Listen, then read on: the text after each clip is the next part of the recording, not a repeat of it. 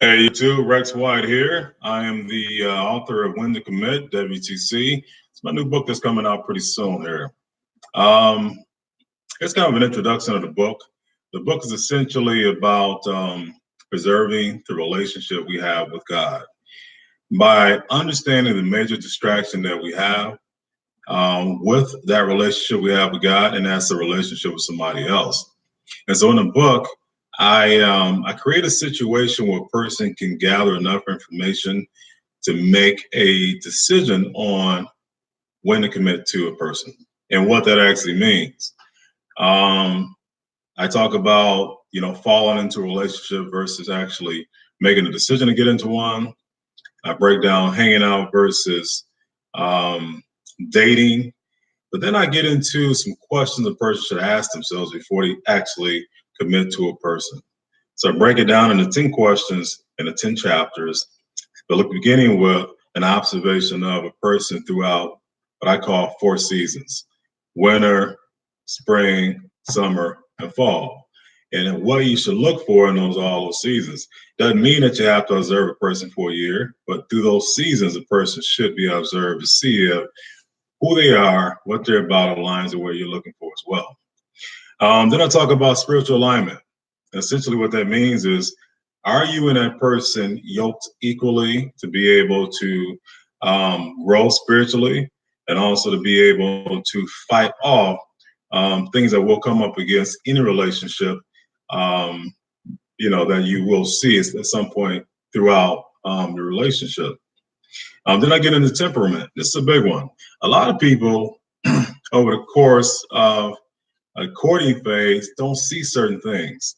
So it's really, really important to find out how a person will react when they have a lot of adversity in their lives, because we all will have those that have that adversity. So temperament is just some keys for you to look out for before you commit to a person, after which it may be too late. Then I talk about future minded. What does that mean? That means that you identify things in your life that you want out of your life, whether it be, quality of lifestyle, career goals. You may have a kind of career that you may have to travel. And whoever you decide to commit to, you can minimize the stress by understanding what it is their career goals look like and their future goals look like, and I'm understanding yours as well. So it helps you identify that before you actually commit to a person. Then I talk about family goals. And this one's very important to me because a lot of people fall into relationships and they don't make a decision to get into them. What do I mean by that?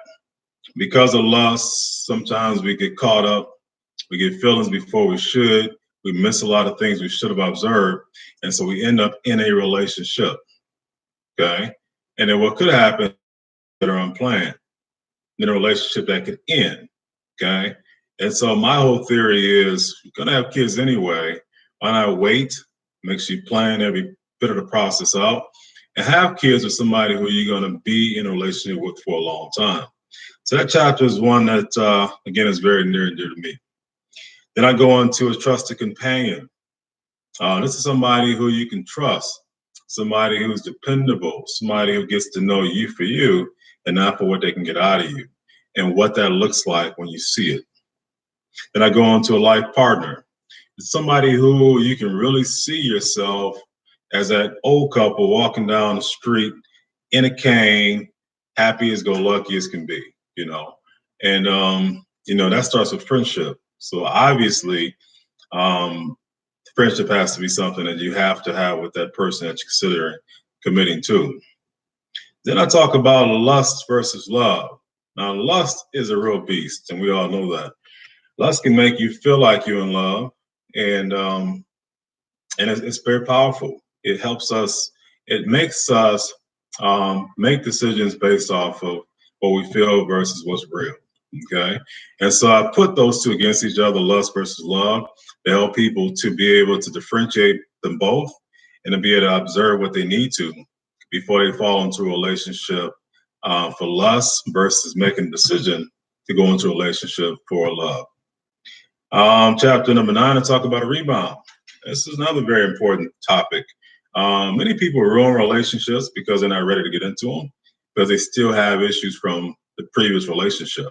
It's very harmful. It's harmful to the person you got out of a relationship with because they still may have feelings and you've moved on. And it hurts the person that you're going into a relationship with because they're not prepared for what it takes to deal with a person who was broken from a last relationship. So there's a lot of information about rebounding. Also talk about brokenness. And also talk about wholeness. Okay, and some tips that help a person get whole. The last chapter is about soulmate. Many people I've talked to really don't believe in soulmate, a soulmate. And I think that's because a lot of us have just ended up in relationships that didn't work. So we lose faith in the process of finding the right person. I believe a soulmate is somebody you can find if you're 18 or 81.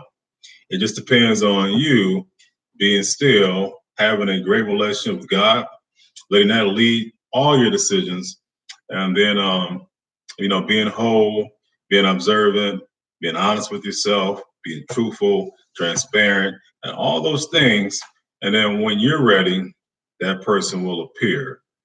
Doesn't negate the fact that there's going to be more work that needs to be done once you find that person, but it's a real thing. And I help a person realize that, but also help a person to realize if the person who is presenting themselves as a soulmate is actually a soulmate. Now, some people will use that word against a person to make them feel as though they are the person that you're supposed to be with. Okay, I call them a soulmate salesperson. And so I help you identify that person as well. So When to Commit, coming out very soon. I've tested the market. That's coming back very well as far as people getting revelation from this book. Is essentially for a person to find the right person, the soulmate, somebody who's ordained by God, before they commit to the wrong person and have a long,